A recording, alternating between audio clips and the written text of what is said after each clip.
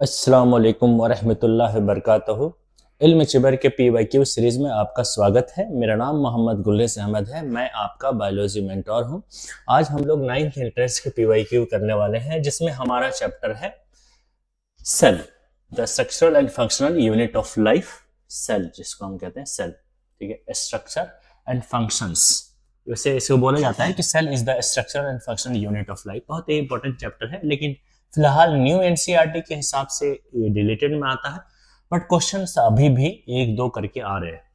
लेकिन जब ये डिलीट नहीं था तो ज्यादा क्वेश्चन आते थे। तो चलो लेट्स हम डिस्कस करते हैं वन बाय वन करके क्वेश्चंस।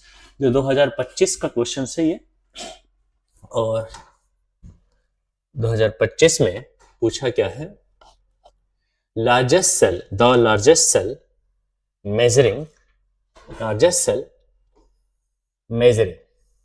ये डायमेंशन देख के आपको याद आ रहा होगा, ये डायमेंशन किसका है? तो ऑस्टिक एग का है, जिसका ये लेंथ 170 mm है और ये जो डायमीटर है इसका 130 mm के आसपास होता है। ठीक है, 120 भी बहुत सारे बुक में लिखा हुआ होता है इसका डायमीटर। ओके,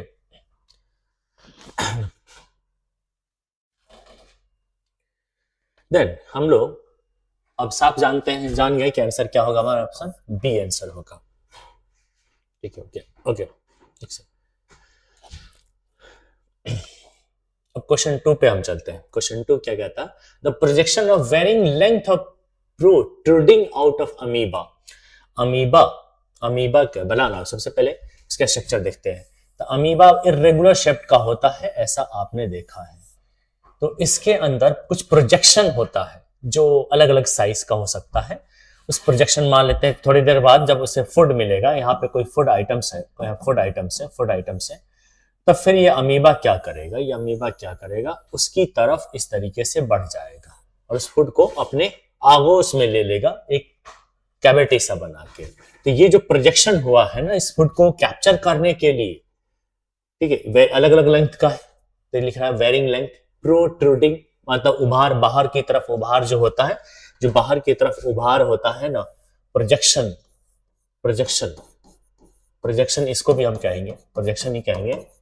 आउटसाइड, बाहर की तरफ हो, या एक्सटेंड आउटसाइड, उसके लिए ये टर्म इस्तेमाल करते हैं अमीबा में। उसे हम लोग क्या बोलते हैं ये पूछ रहा। इसे हम लोग क्या बोलते हैं? हम सब जानते हैं क्या बोलते हैं, सीडोपोडिया। तो हमारा आंसर अब क्या हो गया? ऑप्शन के हिसाब से क्या था? गेमोपोडिया, ये तो नहीं सुने हमने। फाइटोपोडिया नहीं सुना है। सीडोपोडिया, अभी हमारा आंसर क्या हो जाएगा? सीडोपोडिया, सी। और ऑप्शन डी एक्टोपोडिया। ये सब अलग अलग टर्म है, बट हमें अब सिर्फ अपने आंसर से मतलब है जिसका नाम है सीडोपोडिया। तो option C is a right option question number 2 का।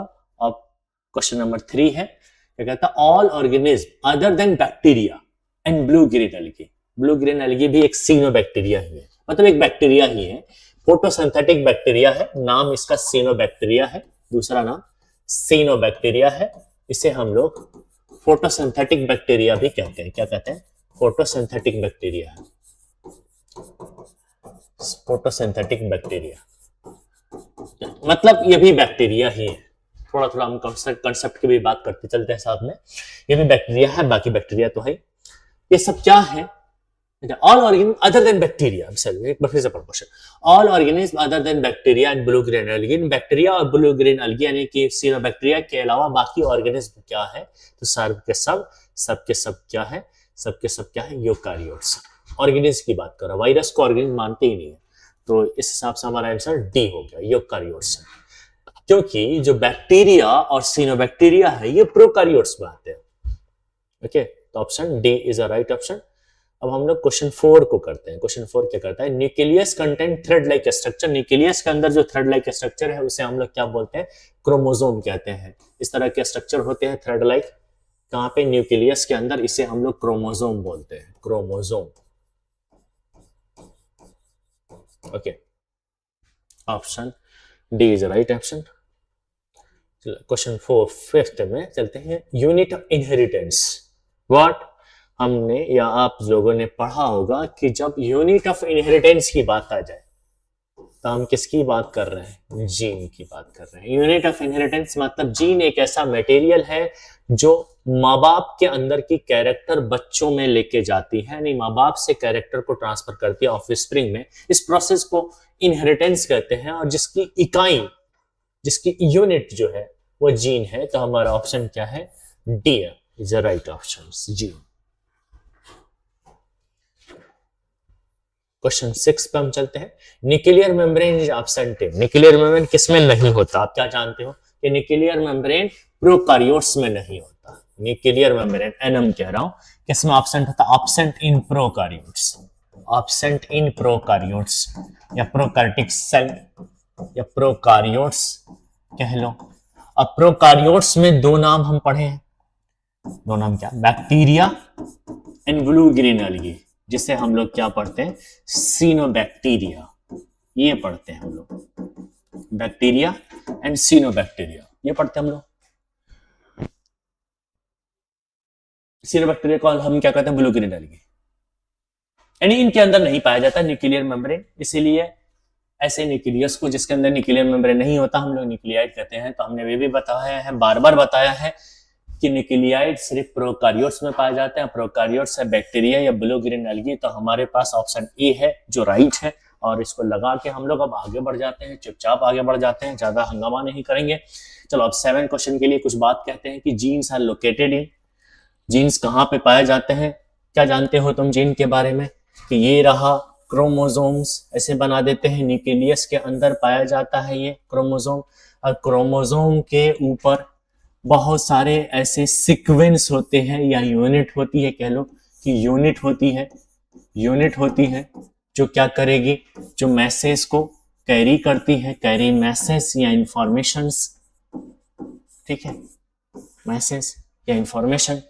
इस यूनिट को हम लोग क्या बोलते हैं? इसी को हम लोग जीन बोलते हैं।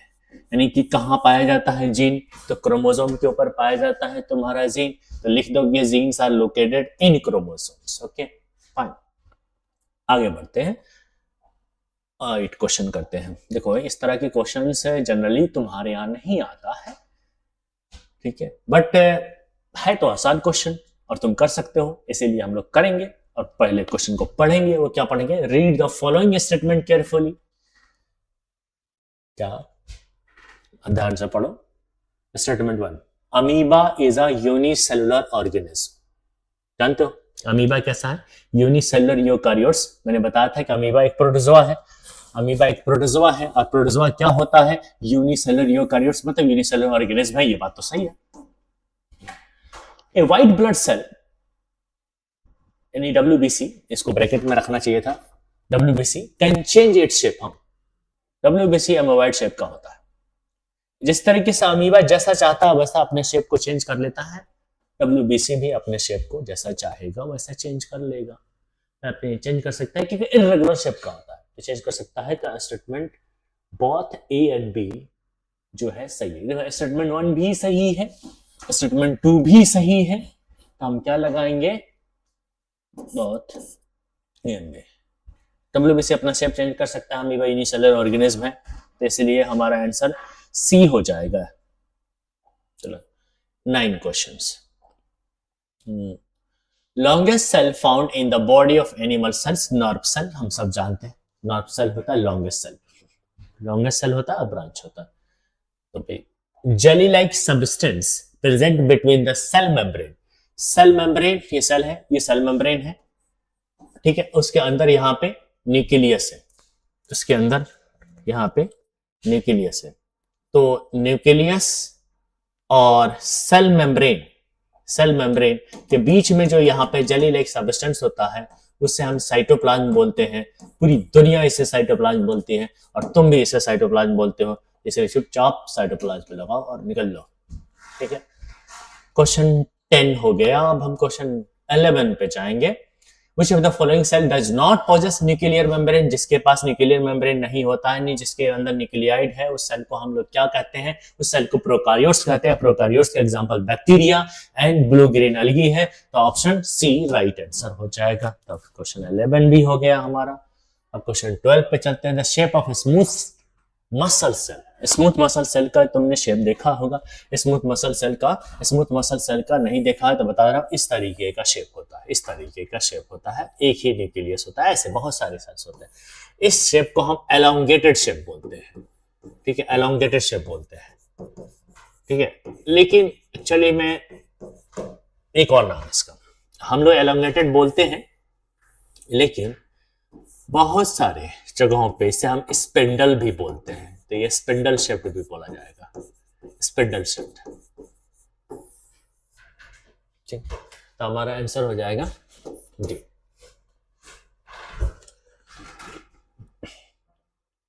चलो स्मूथ मसल्स का जैसे पूछ लिया है, कहीं आगे ना पूछ ले, थोड़ा सा हम कॉन्सेप्ट की बात कर ले।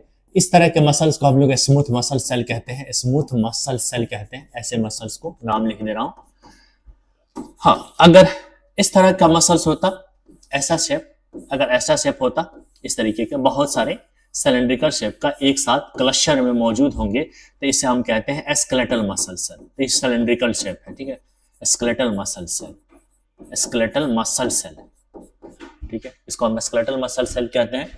जो कैसा होता है, तो कैसा होता है, सिलेंड्रिकल होता है, सिलेंड्रिकल होता है, सिलेंड्रिकल होता है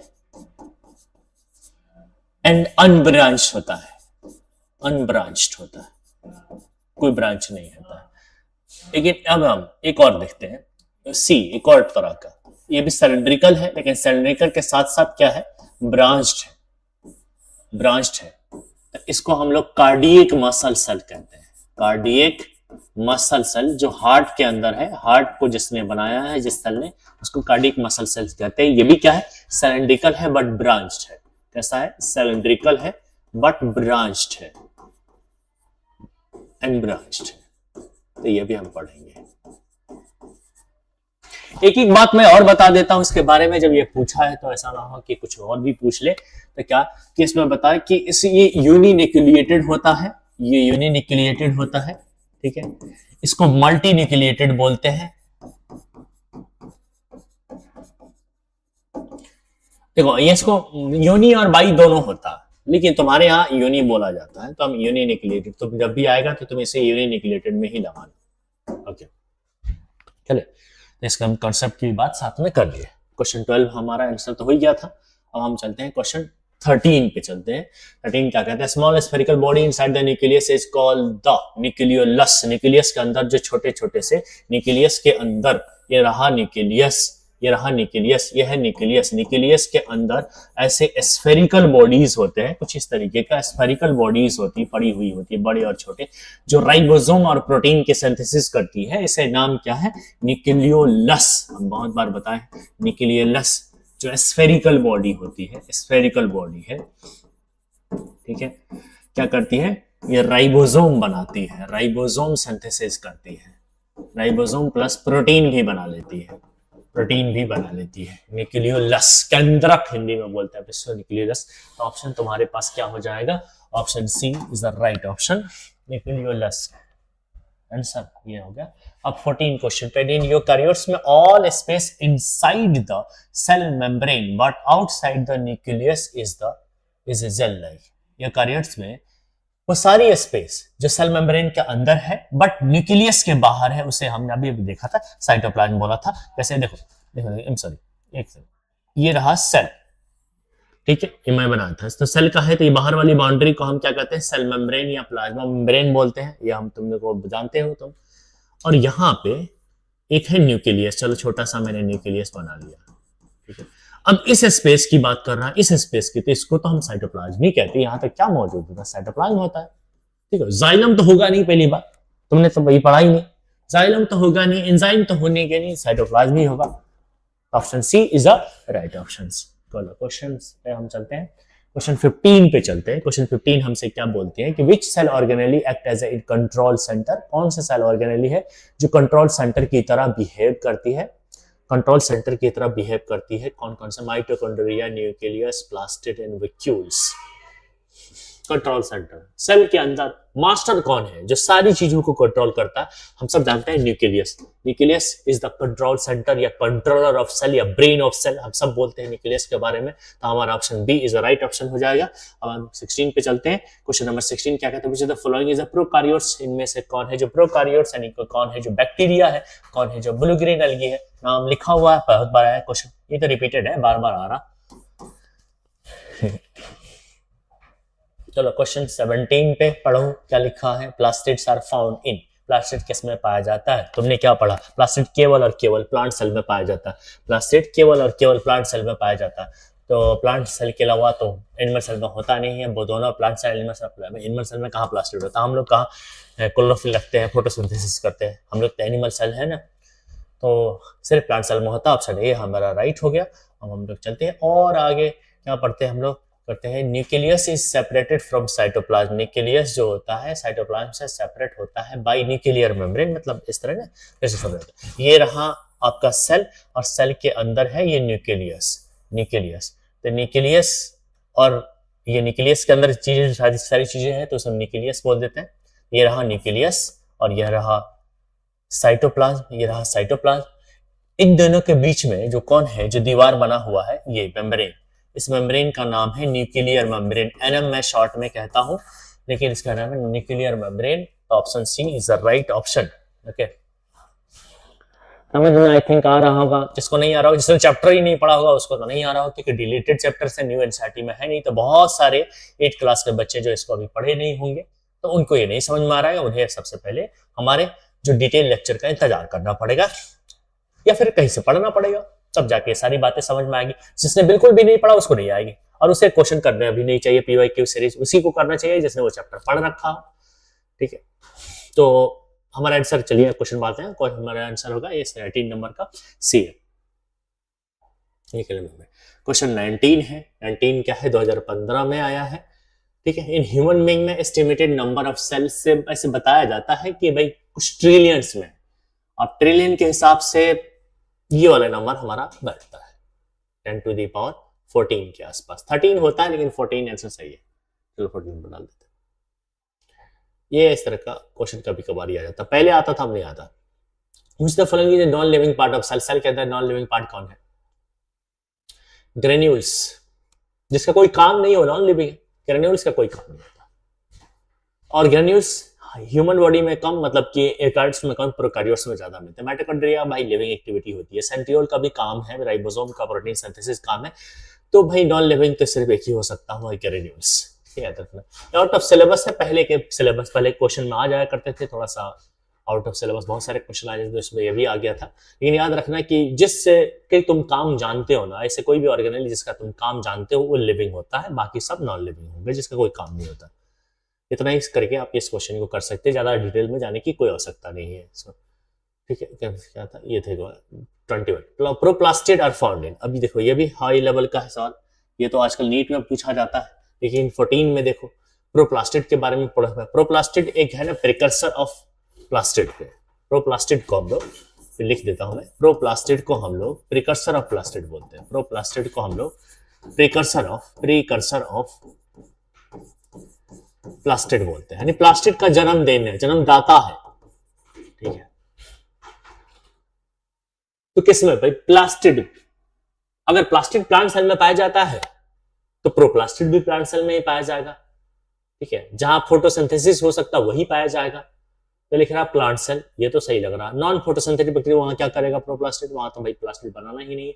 एनिमल सेल नहीं, यहाँ तो होता नहीं है, बहुत दोनों नहीं हो सकता। तो एक ही आंसर अपना बनता है, वो है प्लांट सेल। ठीक है, प्लांट सेल के अंदर अगर प्लास्टिड है तो उसका बनाने वाला जो चीज है वो भी तो प्लांट के अंदर ही होगा। ठीक है, क्वेश्चन 22 ये 14 में आया। पहले 2-2, 3-3 सवाल पर ईयर आते थे, अब यह डिलीट हो गया तो इसलिए कम सवाल आते हैं। लेकिन पिछले साल भी डिलीट तो 2-3 साल पहले हुआ था, लेकिन पिछले साल भी 2-3 सवाल थे इसके। The cell in human body that changes its shape. Human body के अंदर वो सेल बताना है जो अपने शेप को चेंज करते रहते हैं। हमने अभी बताया था, क्या बताया था? WBC। WBC का शेप फिक्स नहीं होता तो अपना सेल शेप चेंज करता रहता है। ठीक है, 13 पे हम चलते हैं। Which component of cell is responsible for the inheritance of the organism character?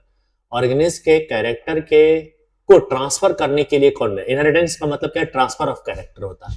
Transfer यहां से सिर्फ समझना, ट्रांसफर ऑफ ट्रेट या कैरेक्टर को हम इनहेरिटेंस बोलते हैं। पेरेंट से of spring, from parent two of spring, parent से बच्चों में, यानी ऑफ स्प्रिंग हम किसको कहते हैं? बच्चों को कहते हैं। बच्चों में पहुंचाने वाली प्रक्रिया को, प्रोसेस को हम लोग इनहेरिटेंस कहते हैं। और इसके लिए रिस्पॉन्सिबल था जीन। और जीन कहां पाया जाता है? तो क्रोमोसोम पे। ठीक है, इसके लिए रिस्पॉन्सिबल क्या था? जीन। ये काम किसके द्वारा होता है? जीन के द्वारा। और जीन कहां पाया जाता है? क्रोमोसोम में। तो हमारा आंसर क्या हो जाएगा? तो क्रोमोसोम, यानी कि ऑप्शन डी इज राइट, बिना सोचे समझे। सेल का यही कंपोनेंट है जो रिस्पॉन्सिबल है इनहेरिटेंस के लिए। ठीक है, क्वेश्चन 24 पे हम चलते हैं। The cell membrane and cytoplasm and nucleus are included in it. Cell membrane, cytoplasm and nucleus, ये तीनों चीज इंक्लूड कहां पाया जाता है? कहां पाया जाता है? देखो ये सेल है, इसके यानी सेल मेम्ब्रेन है, अंदर न्यूक्लियस है, ये न्यूक्लियर मेम्ब्रेन है, और इसको मैं न्यूक्लियस कह रहा हूं। यहाँ पे जो लिक्विड है, जो फ्लूइड कंटेंट है, उसे हम साइटोप्लाज्म कहते हैं, साइटोप्लाज्म कहते हैं। और अंदर जो है, यहाँ पे अगर कोई लिक्विड है, उसे हम न्यूक्लियोप्लाज्म कहते हैं। तो जितने भी सेल के अंदर चीजें आती है, या तो साइटोप्लाज्म में होती है या तो न्यूक्लियोप्लाज्म में होती है। और इन दोनों को मिला देता हूं, मतलब इसको और इसको मिला देता हूं, तो बनता है हमारे पास प्रोटोप्लाज्म।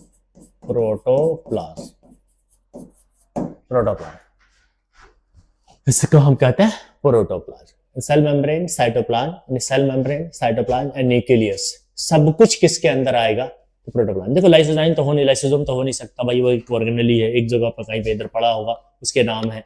राइबोसोम से हो नहीं सकता, गोल्गी कॉम्प्लेक्स तो भाई एक ऑर्गेनेली है, जो खुद एक ऑर्गेनेली है, वो सबको कैसे रख सकता है? तो सबको रखने वाला प्रोटोप्लाज्म है। आंसर हमारा प्रोटोप्लाज्म हो जाएगा। यही this is the living component of cell भी कहलाता है। चलो क्वेश्चन 25 पे हम चलते हैं। क्या है? Dash is called power house of cell. दुनिया जानती है कि mitochondria is a power house of cell. ये तो बच्चा आजकल तो चूहे, बिल्ली, कुत्ता जितने भी है सबके सब जो है जानते हैं क्या कि पावर हाउस सेल क्या है? माइटोकॉन्ड्रिया है। एक आते हैं, dash is kitchen of the cell. Kitchen कौन होता है? तो जहां खाना बनता है। खाना कहाँ बनता है? प्लांट के अंदर की बात हो रही है, क्लोरोप्लास्ट में बनता है। तो ये होगा ऑप्शन डी। और क्या क्वेश्चन 27 पे हम चलते हैं। Dash is the structural function unit of life, cell is the structural function unit of life. ये तो बच्चे वाला सवाल है, तो हम ऐसे लगाते चले जाते हैं, बहुत ज्यादा आसान है, समझने का कुछ नहीं है। The control unit of cell is called nucleus. Nucleus ही कंट्रोल करता है सेल को, तो न्यूक्लियस आंसर हो जाएगा हमारा, ए ऑप्शन हो जाएगा राइट ऑप्शन। अब 29 पे हम आते हैं। 29 पे देखिए, जो cell organelle which is known as the site of protein synthesis, वो सेल ऑर्गेनेली जो प्रोटीन बनाने के काम में आता है, जो प्रोटीन बनाने के लिए ही प्रेफर्ड है, रिकमेंड किया गया है।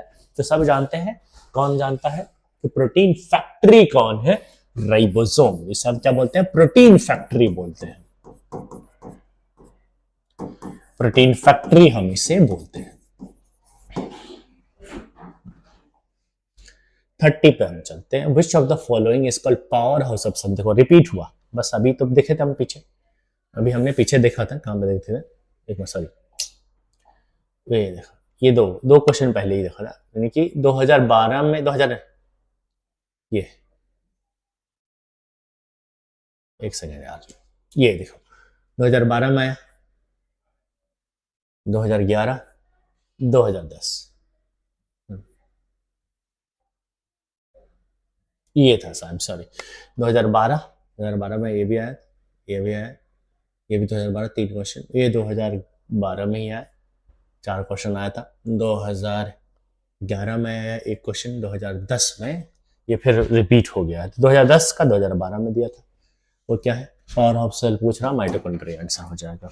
ठीक है, ये टोटल मेरे ख्याल से और एक क्वेश्चन देख लेता हूँ, नहीं अब नहीं है, बस 30 क्वेश्चन था। हम लोगों ने 2010 से लेकर 2025 तक क्वेश्चन सारे के सारे डिस्कस कर लिए हैं जो सेल चैप्टर से आए हुए थे। फिलहाल ये हम इस लेक्चर को यही रोकते हैं। अगर आपको वीडियो पसंद आया हो तो वीडियो को लाइक करें और चैनल को सब्सक्राइब करें।